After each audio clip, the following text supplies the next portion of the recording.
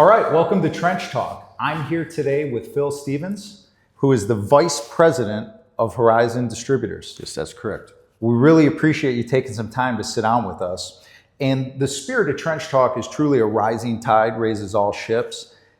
I'll tell you, I attended your event in January, and that was the first time we met. And prior to that, I had very little interaction, if any, with folks at Horizon.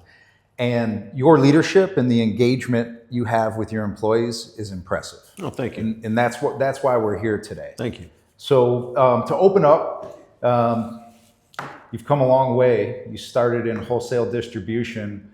What was your very first role? My very first role in wholesale distribution was a sales manager for an independent company in Northern California called Automatic Rain. Okay. And what year would have that been? 1998. And what was your day-to-day like back then? Day-to-day back then was managing a group of sales individuals throughout the Northern California market, meeting with customers, having some interaction with the vendors in conjunction with our supply chain manager, really bird dogging new projects. Back then, housing was blowing up in Northern California, so some of the markets where we could do some track work business, really kind of understanding where everything was going. We didn't have the tools that we have now to determine what projects are where. We certainly didn't have a robust CRM system at that point. I was going to say CRM was like, yes. I think when I started Hunter, I got a shoebox full of business cards. And they said, go get them, kid. I think it was a giant binder, Kevin, that had a bunch of business cards in those little slip folders. And so it was determining who's still in business, who's not. And so it was really just the day-to-day leading a team for demand creation and then doing what we need to do to make sure we're fulfilling demand. Understood. Now, I want to dip into leadership and culture a little bit because, like I said, those were the things that I noticed immediately when I met you. So with that in mind, I had a chance to see you firsthand in how you engage with your teams and vice versa. How do you manage to create a culture where your employees feel seen, valued, and motivated? Great question. I've always looked at my role as a leadership, in a leadership position as first and foremost, how would I like to be managed? How would I like to be led? How would I like to be inspired? What are the things that I think people enjoy? And I think people enjoy and thrive when you listen to them, when you give them the respect for their ideas, even if it's something the company can't implement or it's something that's not necessarily a priority, to hear them out and to understand where they're coming from and why what they bring to you is important is key. I was lucky before I got into wholesale distribution. I worked at a little company called Pepsi-Cola, and I had two of the greatest little outfit. Two of the greatest mentors that taught me so many things that I still use to this day about managing grown-ups, what the expectation is, how you set that expectation, and then how you make sure that what you guys have agreed to do is delivered upon. The measurables. Yes, the measurables, the metrics of what they are, and sometimes progress to those, even if we don't get to where we want to. And then again, back to those guys and back to the way I would like to be managed. I think people really like the recognition of when they do something well. 100%. And I think they absolutely need to understand if, hey, we're off track, how do we get back on track? No, it's a great point. I think just jogging my memory, Mike Lamson was the first regional manager I had at Hunter Industries that actually took the time to give me that. Not that I didn't have positive feedback before, but Mike recognized talents in me that I didn't recognize in myself. And that immediately boosted confidence. So what you're saying resonates in a major way. And Mike and I professionally have been friends for a couple of decades. So it's interesting that you cite him as somebody that we have a lot of common approaches to leading a team, managing a team, being responsible for what we do. So it doesn't surprise me, Kevin. No, it's been I've been very fortunate with all the managers I've worked under in my career because I didn't know what I wanted to do when I was 19 and I started in supply chain. I'm 48 and I still don't know what I want to do. But in the meantime, this industry's been pretty good to me. Right.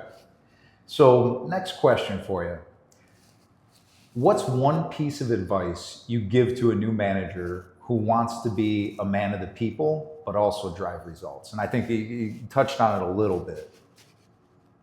I would say the piece of advice I would give them is be honest, be true to yourself. Don't try to be anything that you're not. Ask the question if you don't know. You surround yourself with some folks that you can ask questions of. But more than anything, be yourself. Be true to yourself. Don't try to be something you're not. You will develop into what you want to get to. But as you're a new manager, just be true to yourself. Be honest with what you're trying to bring to the team. Be honest with what you think they're bringing for you. And if you stay that course, you're going to have more success than failure. So what I'm hearing is transparency of communication. Transparency of communication, transparency of yourself. Just be real. If you are that individual that has a tendency to speak in the vernacular to make your point, stay with that. Don't try to make yourself something you're not. If you think that you don't have necessarily the greatest oral or written communication, then acknowledge that with people and let them know you're working on it. Be true to yourself as you develop your skill set as a leader. And I can say this from an observational stance. When I first met you and saw you with your people, oftentimes when you have C-suite people in distribution in the same room with the branch managers, sales staff, and there's always this little bit of disconnect I observe. And it's not because of the leader, it's just the disconnect that the employee feels, and they're kind of a little bit distant. Where I saw the polar opposite with you.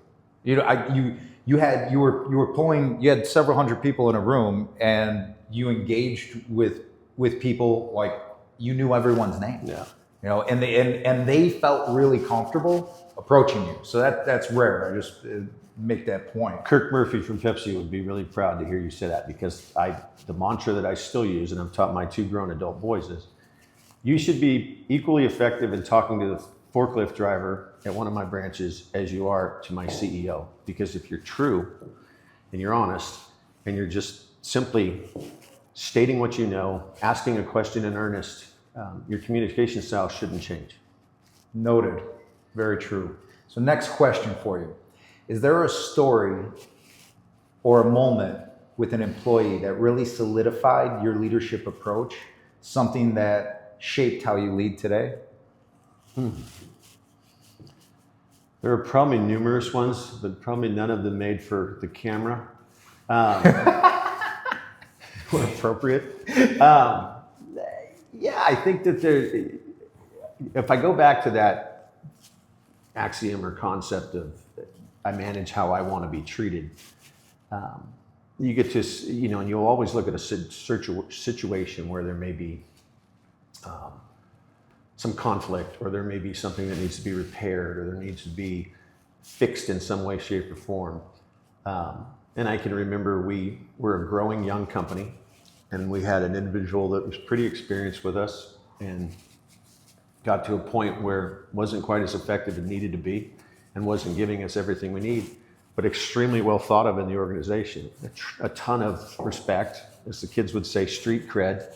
But that level of respect and street cred was not equal with the level of performance. So we made a decision to part ways. It was mostly the corporate decision, or my decision, because I think we needed a fresh face and I think we needed a fresh line of thinking.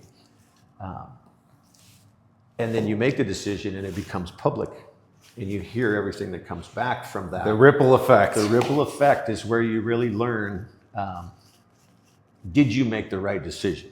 Because while the initial, how could Phil do that, was replaced shortly thereafter, 6 months, with that was the right thing. We're better off for it. So do you have any buyer's remorse in that interim period where you're here coming at you? Of course you do. You go home that first night and you're, what did I just do? Because what I've done now can't be undone. Right. Absolutely. Interesting. So let's talk a little bit about evaluation of industry. You've seen distribution evolve over the years. What's the biggest shift that you've witnessed in how customers are served and how contractors are supported? In terms of how customers are served, any distributor can get a customer in the door and out the door as fast as possible, whether that be through the transaction at the counter, the transaction at delivery, the transaction of just simply making the purchase, the seamless we can make that, the better off we are. Similar to a company like Amazon, that transaction is very easy. So then you combine that mindset of that transaction with what do we know about the business? How can we bring them ideas? How can we bring them prior purchase history? How can we bring them additional products that go with it? So what information do we bring them that helps that decision become more efficient, to help that decision become more consistent and repetitive? So you're bringing them analytics from a detached perspective, Yes. right? And bringing insights in that, like aha moments where you're showing them problems they didn't know they had. Yes. Perhaps. Right. Yeah, I mean, that's value add when we Right. get into this commoditized And industry. if we can leverage technology to the level that we need to leverage technology, not just Horizon, the industry, where we can leverage the technology, that it's at their fingertips, it's on an iPad, it's stored for us. One of my sales reps or one of my customer service reps at a branch can bring them that information and give them that. There's a value there that we absolutely need to bring them in professional distribution. On top of, or in conjunction with that, they don't really need us to look up the information like they did 20 years ago. The information's at their fingertips. Sure. The one tool every contractor has is a powerful phone, a very powerful device. We have more computing power than got us to the moon. Exactly. And so, if they can look it up in English and in Spanish, then they're going to be very knowledgeable when they hit the branch. So by the time they hit the branch, or by the time they talk to one of our salespeople, a decision path is already down. They're already down the decision path. Yeah, you're right. We need to say, okay, what can we do to make sure that they feel good about the decision they make to use us? They feel good about the decision to spend money with us. On the technology topic, just off the top of my head, in the time you spent in distribution, what do you think the biggest technological advances were in terms of equipment to contractors? Is there any that stand out that was like, brace yourself, I don't think they're ready for this, and then you just saw that SKU sale take off? Well, yeah, okay. Probably one that, and this is probably appropriate in talking to you. One that for me, if you looked at low voltage lighting in the landscape space 25 years ago, halogen bulbs, lamps, large volt transformers, heavy duty wire. The onset of LED and the onset of technology changed that drastically. 100%. Drastically. No doubt. And then the ability to design based on that flexibility created a whole new world for contractors and distributors to make additional revenue, because you weren't confined by wire run lengths. You weren't confined by the load of the transformer. You could absolutely take the technology and make it very flexible for you. Understood. How now in the technological sector, what do you think? What's missing in our industry? Is there certain technological advances you see in outside of the green industry that haven't made their way into ours yet, or hasn't had the impact yet in our industry that it should have? Yeah, I think our industry as a whole is a little slower to adapt. I always say we have a primitive nature. We do. And within what Horizon offers, we have the irrigation and low voltage lighting space, and you have the hardscapes and synthetic turf space. You have the commodity products on the landscape side, fertilizers, chemicals, and then you have the power equipment piece that so each one of those has a kind of a different level of where technology is utilized or leveraged within the business. And so I think the piece that we need to be able to bring to the customer is the solution aspect. What does this do? How does this help you make money? Yeah, I feel like in speaking as a manufacturer, I can say this, but I feel like far too often manufacturers as a whole, when we come out with a new widget, we love to give you the spec sheet and tell you how many stations it has and how many programs. But I feel like there's major room for improvement with the why factor, right? And like, why should I even look at this product? We need to tell you how to sell it. We need to tell you what solutions it solves, right? And keep it simple, because if a contractor doesn't know how to present it to their client, then it's just going to collect dust on your shelf, no matter how good it is. Couldn't agree with you more, Kevin. If a manufacturer's rep or one of my employees, one of the guys on our team, is still selling a controller that is a Wi-Fi controller or a smart controller, and they're still selling it on the feature set of 1997, start times, run times, cycle and soak, all of those things we grew up with, we're selling the wrong feature set, to your 100%. point. No question. So talk to me about Horizon, and for those listening that have never done business with Horizon, what's the pulse of the organization, and what's the Horizon difference? The pulse of the organization is the culture. Pulse of the organization is the people. We are by no means the biggest across our footprint or nationally, but we do have a very determined approach to punch above our weight class, if you will, in competing in the marketplace, but also creating the relationships with contractors, creating relationships with our customers, and maintaining those relationships. We have a very strong nature to compete and a very strong nature to succeed by bringing our customers ideas, making those ideas work for them, and helping them with anything that can drive additional revenue for them. Along those lines, what lines of business do you think have the most potential for growth for years to come? I think anything that's in the smart technology piece. I think anything that can help a contractor do the math, that can help create the ability to be more efficient, is going to be very well received. I think anything that is within the realm of a more energy saving, recycled ability, sustainability piece, a green aspect, anything that works in those realms is going to be accepted as well.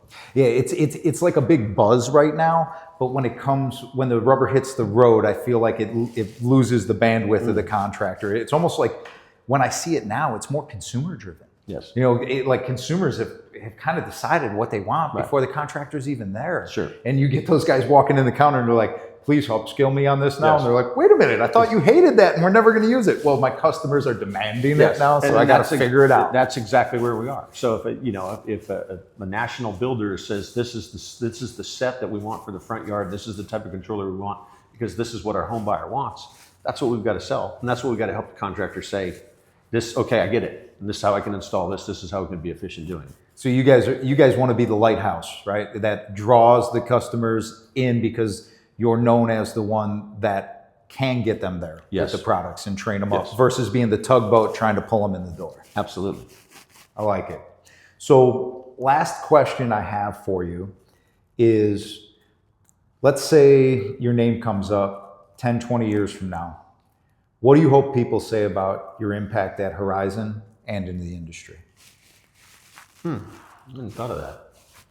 And I'm getting older, so I should probably think about that. I would like to think that the engagement with Phil at Horizon, regardless of my rank, regardless of my role, was always one that was a good teammate, helped me do well, modeled what success looked like, was honest, was forthright in what we needed to do, and was a supporter of solid ideas and would champion making sure that you were successful if you were working hard. As far as the industry goes, I would say some of those same things, but I would also say that, did I leave a mark in the industry that left it with character? Did we compete with integrity? Did we develop people so they could succeed? Did we build a team that was one that could foster growth for individuals to have a career in this business? Yeah, taking what you've done in terms of leadership and then seeing the next generation of leaders applying those same principles. Applying those principles to folks that might not understand exactly what those principles are about, but all of a sudden over time there's a light bulb that muscle memory kicks in. And they're like, thank you, Phil. Yes. 100%. Because I'd say thank you to a couple guys that taught that to me. I love it. I mean, that is the spirit of the show, is a rising tide raises all ships. Yes. Right. Yeah, I would say that, strategically, we want to make sure we bring our full assortment of products. And so we want to continue to be as much of a one-stop shop for our customer as possible. If there are regional preferences that make sense because that's the practice in the Pacific Northwest, or that's the practice in the Southwest, or that's the practice in the Southeast, we should be looked at as somebody that has those products, offers those services to support those products. And then more than anything, I think that if there's something out there that the customers are looking for, we want that phone call, we want that email to say, hey, how can you help us with this? This is what we need. You want to stay top of mind. Absolutely. As that all-encompassing distributor partner, Yes. right? Because if it's just parts and it's just price, none of us win. Right. And you mentioned it in the beginning, labor is the single biggest piece of overhead. Getting your customers in and out of this facility as quick as possible is the best favor you could ever do for them. Yes. Ideally, I've read a stat, it's probably changed drastically since when I read it, but if 7 out of 10 people go to Amazon to get information about a product that's a general product as a consumer, I would like to see the day, while I'm still here, where half of the customers that shop with me start with horizononline.com to go get their information before they make a buying decision.